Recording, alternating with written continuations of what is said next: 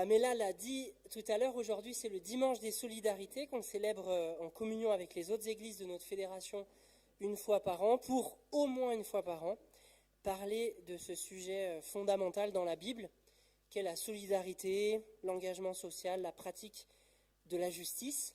Et dans ce cadre, la question que j'aimerais méditer avec vous ce matin, c'est la suivante. Qu'est-ce que l'engagement social, la justice, la solidarité, a à voir avec le culte ? En quoi est-ce que notre relation avec Dieu a un rapport avec notre relation à notre prochain ? Dans notre pays, la loi a poussé un grand nombre d'églises protestantes, dont la nôtre, à avoir deux associations. Une association cultuelle, pour le culte, et une association culturelle pour l'œuvre sociale. À l'église, vous l'avez entendu avec Sébastien tout à l'heure, nous avons l'Abège locale, qui organise donc les maraudes le jeudi soir et les distributions de colis alimentaires le samedi matin. La distinction en deux associations à laquelle nous contraint la loi n'est pas un problème en soi, mais elle pourrait peut-être nous faire oublier qu'il ne s'agit là que d'une disposition légale et que le culte ne va pas sans la pratique de la justice. Et j'aimerais méditer avec vous ce matin un texte d'Ésaïe qui parle justement de ce sujet. Je vous invite à lire avec moi au chapitre 1 du livre d'Ésaïe, les versets 10 à 17. Ésaïe, chapitre 1, les versets 10 à 17.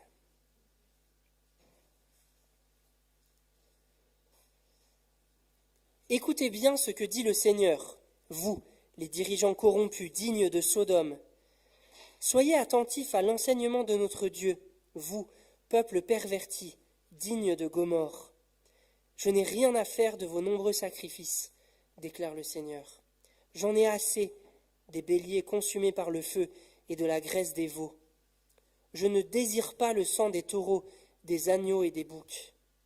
Vous venez vous présenter devant moi, mais vous ai-je demandé de piétiner les cours de mon temple ? Cessez de m'apporter des offrandes, c'est inutile. Cessez de m'offrir la fumée des sacrifices, j'en ai horreur. Cessez de célébrer les nouvelles lunes, les sabbats ou les fêtes solennelles. Je n'admets pas un culte mêlé au crime. Je déteste vos fêtes de nouvelles lunes. Vos cérémonies sont un fardeau pour moi. Je suis fatigué de les supporter. Quand vous étendez les mains pour prier, je détourne les yeux pour ne pas voir. Vous avez beau faire prière sur prière, je refuse d'écouter, car vos mains sont couvertes de sang. Lavez-vous, purifiez-vous. Écartez de ma vue vos mauvaises actions, cessez de faire le mal. Apprenez à faire le bien, préoccupez-vous du droit des gens, tirez d'affaire l'opprimé, rendez justice à l'orphelin, défendez la cause de la veuve. Amen. Je vous invite à prier. Seigneur, ta parole est la vérité, même quand ta parole est dure, comme dans ce texte. Nous voulons nous laisser transformer en profondeur par elle. Nous voulons nous laisser saisir, nous laisser changer par cette parole. Amen. Le texte est dur et je reviendrai sur cet aspect, mais avant cela, j'aimerais ressouligner le fait que ce texte nous présente un peuple d'Israël très spirituel. Un peuple d'Israël très spirituel. Le texte nous dépeint un peuple qui offre de nombreux sacrifices à Dieu, des béliers, des veaux, des taureaux, des agneaux, des boucs. Ils accompagnent leurs sacrifices d'offrandes végétales. Ils sont régulièrement présents au temple. Ils célèbrent un grand nombre de fêtes religieuses, comme le Seigneur leur avait demandé. Ils célèbrent les nouvelles lunes, des fêtes de début de mois qui elles-mêmes étaient accompagnées de nombreux sacrifices, comme le Seigneur leur avait demandé en Nombre chapitre 28 par exemple. C'est un peuple qui pratique le sabbat. Autant on a d'autres oracles de jugement qui reprochent au peuple de laisser de côté la pratique du sabbat. Mais là, c'est un peuple qui pratique le sabbat. Un jour consacré à l'Éternel en souvenir du Créateur, qui s'est lui-même reposé le 7e jour après avoir tout créé, et en souvenir du Rédempteur qui a fait sortir son peuple d'Égypte.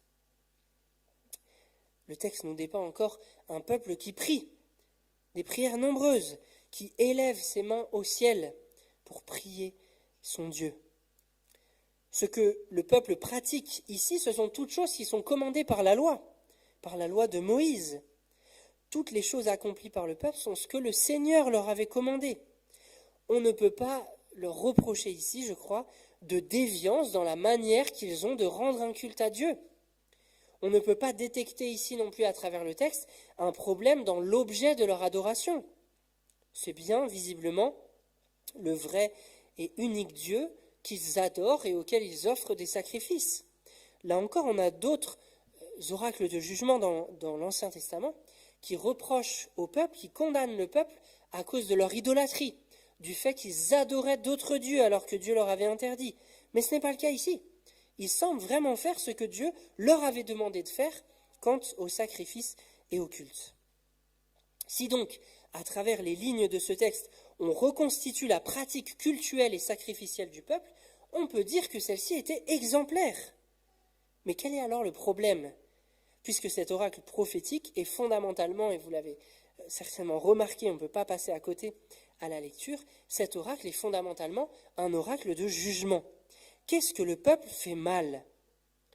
Et oui, c'est un oracle de jugement. Dieu, à travers son prophète, compare le peuple d'Israël ici à la ville de Sodome et à la ville de Gomorrhe.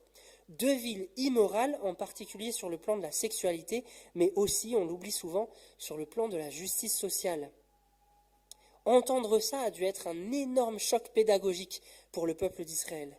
Être comparé à deux villes, à l'exemple même des villes les plus immorales dans l'Ancien Testament et qui ont été détruites par Dieu pour leur immoralité, Sodome et Gomorrhe. Et effectivement, le peuple, et ce que Dieu reproche au peuple ici, c'est sa pratique de l'injustice. Dieu leur dit au verset 13, « Je n'admets pas un culte mêlé au crime. » Ce sont donc des gens qui pratiquent le mal. Et au verset 15, on apprend que les mains de ceux qui prient sont couvertes de sang, et il ne s'agit plus ici du sang des sacrifices des animaux, mais de sang humain, pour illustrer l'injustice qui était pratiquée par le peuple à cette époque. Et au verset 17, Dieu les appelle à la protection des plus faibles, et en filigrane, on comprend donc qu'il devait y avoir beaucoup d'injustices pratiquées par ce peuple, notamment à l'égard des veuves et des orphelins. Le peuple transgresse donc la loi sur ces aspects de la justice et de l'engagement social. Je vous cite juste un exemple. En Exode au chapitre 22, Dieu leur avait donné à travers Moïse, entre autres, ce commandement, « Tu n'exploiteras pas l'étranger qui vit dans ton pays et tu ne l'opprimeras pas. Vous n'opprimerez pas la veuve ni l'orphelin. » Le problème donc des Israélites auxquels Ésaïe s'adresse, c'est qu'ils respectaient parfaitement une partie de la loi, celle sur le culte et les sacrifices, mais qu'ils ne respectaient pas du tout les lois sur la justice et la protection des personnes vulnérables. Il y a un manque de cohérence dans leur vie, une obéissance partielle, une obéissance à ce qui certainement les arrangeait le mieux, ce qui était le plus facile pour eux, mais une désobéissance à ce qui leur coûte. Dit autrement, ils étaient des juifs du samedi, mais pas du lundi ou du reste de la semaine, tout comme on parle souvent aujourd'hui de chrétiens du dimanche, de chrétiens du culte, mais qui vivent comme tout le monde dans la vie quotidienne le reste de la semaine.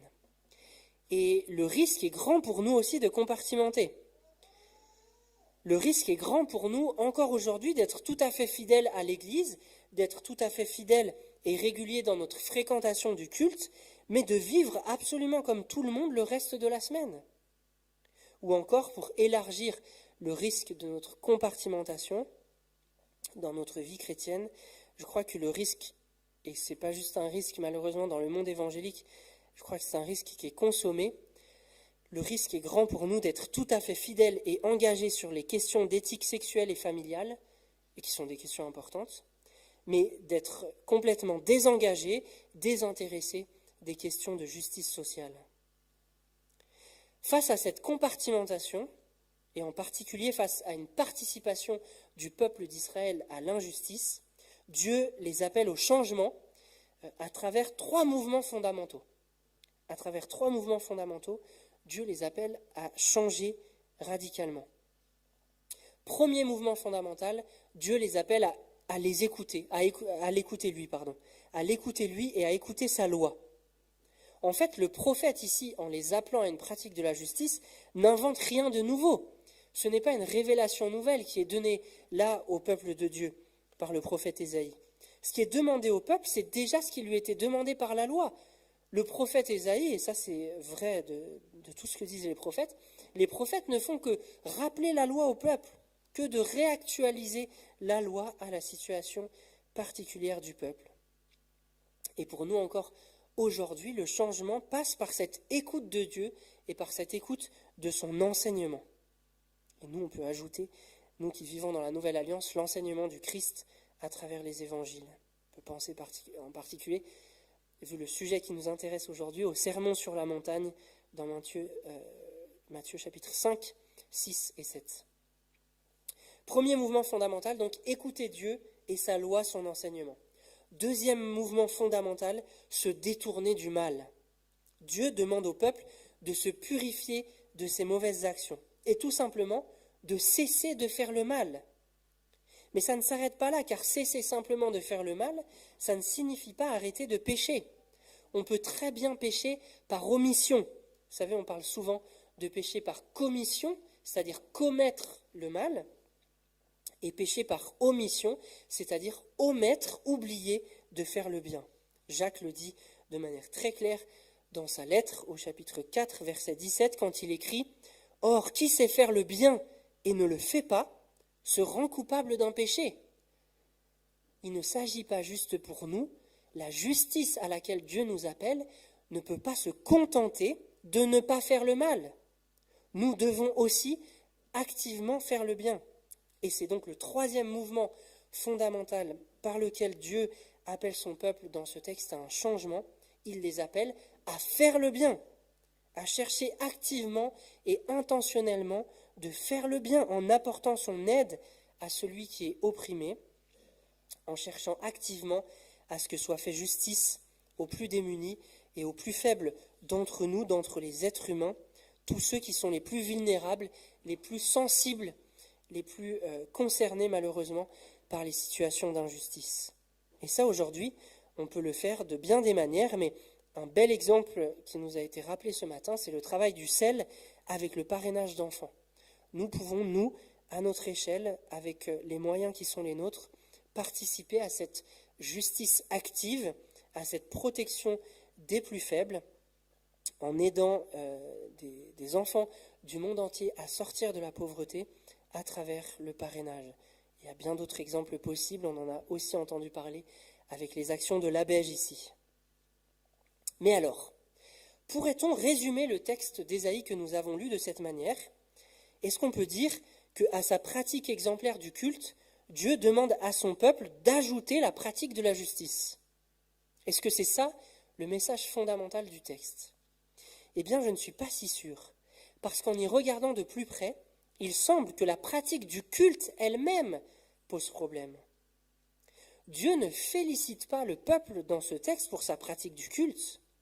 Dieu ne leur dit pas, à la manière des lettres de l'Apocalypse, « Je te félicite pour ta célébration fidèle du culte, mais j'ai ceci à te reprocher, que tu ne prends pas soin des faibles en ton sein. » Non, ce que Dieu leur dit, c'est « Je n'ai rien à faire de vos nombreux sacrifices.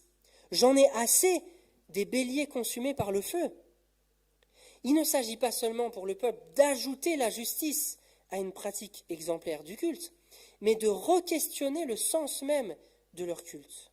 Et à travers le texte, c'est le sens de notre propre culte qui est à questionner.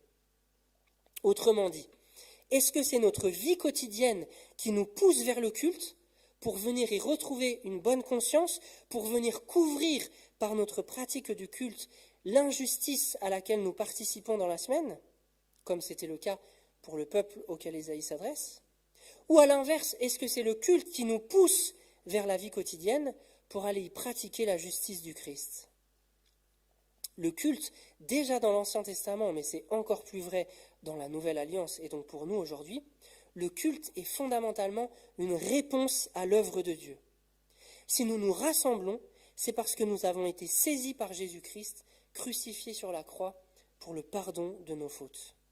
Nous ne rendons pas un culte pour nous donner bonne conscience ou pour chercher à gagner notre propre justification ou pour chercher à couvrir nos mauvaises actions.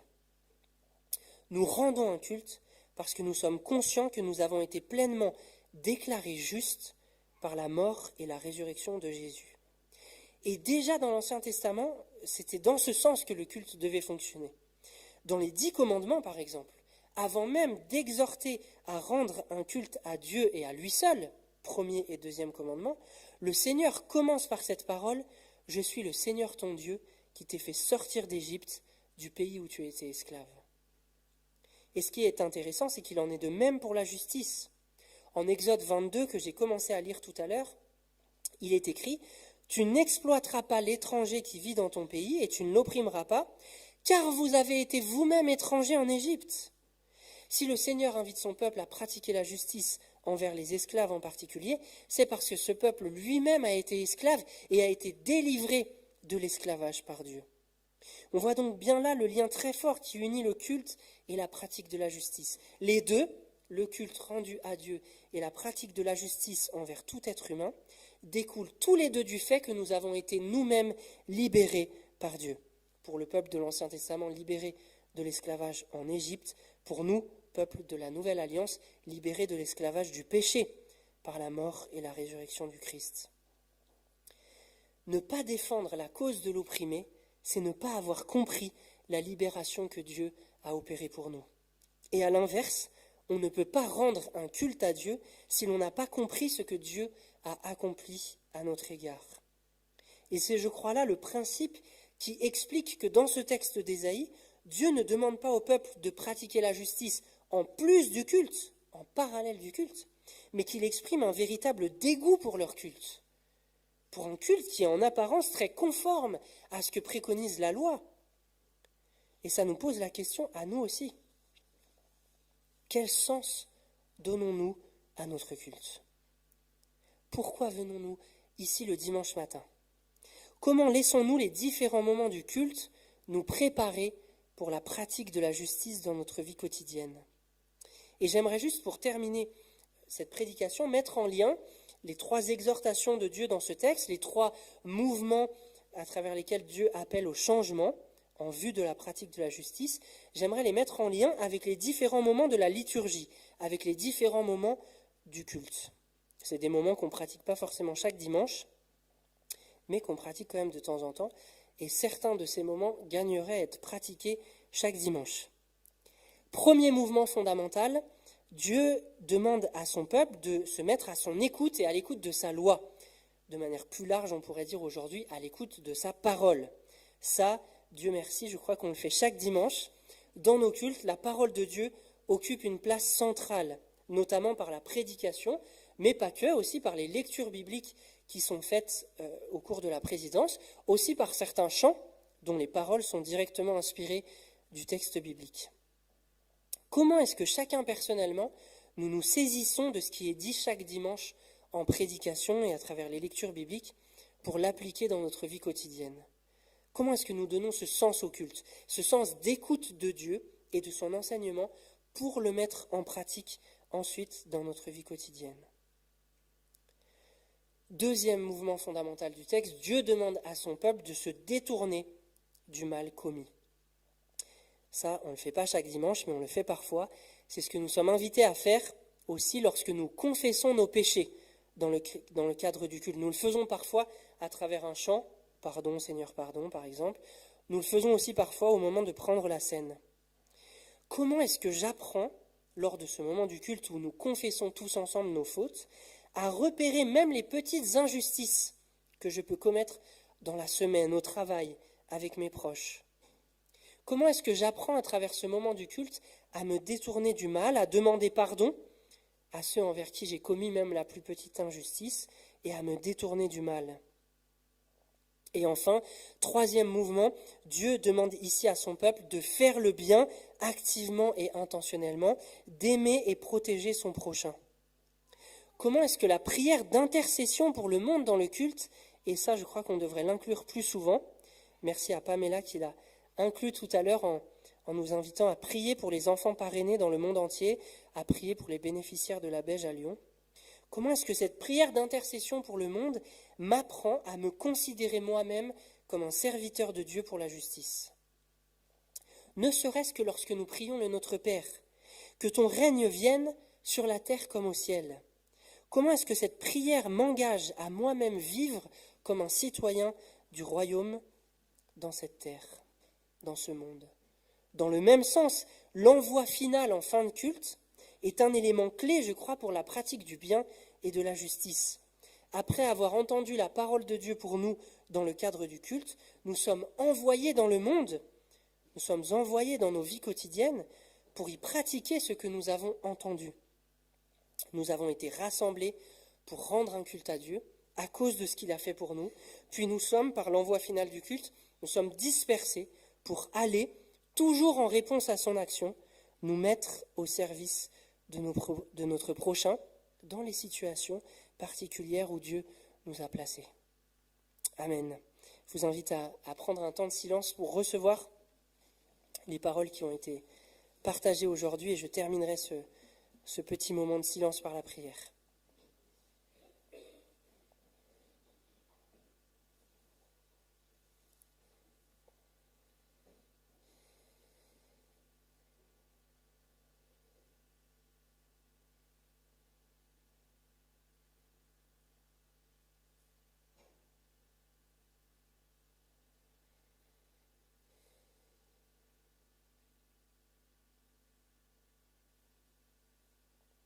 Seigneur, merci pour ce texte qui nous interpelle, qui nous bouscule à travers ce langage dur que tu emploies à l'égard de ton peuple. Oui, merci Seigneur de nous bousculer parce que nous aussi nous en avons besoin pour nous rappeler pourquoi nous te rendons un culte, comme une réponse à ton œuvre, à la libération que tu as opérée pour nous à la croix et par ta résurrection. Merci aussi de nous bousculer sur le fait que tu ne nous appelles pas seulement à cesser de faire le mal, mais tu nous appelles de manière active et intentionnelle à pratiquer le bien, à rechercher la justice, à être tes témoins, à être les témoins de cette justice que tu viendras rétablir pleinement sur la terre lors de ton retour. Oui Seigneur, donne-nous d'être des signes de cette justice que nous appelons de nos vœux dans le Notre Père. Donne-nous d'être des poteaux indicateurs de cette justice que tu veux pour le monde et que tu vas rétablir. Seigneur, donne-nous de pratiquer activement la justice, que ce soit à travers le parrainage d'enfants ou par tout autre moyen. Donne-nous de pratiquer activement la justice comme tu nous y appelles envers tous les êtres humains que tu as créés à ton image. En ton nom Jésus. Amen.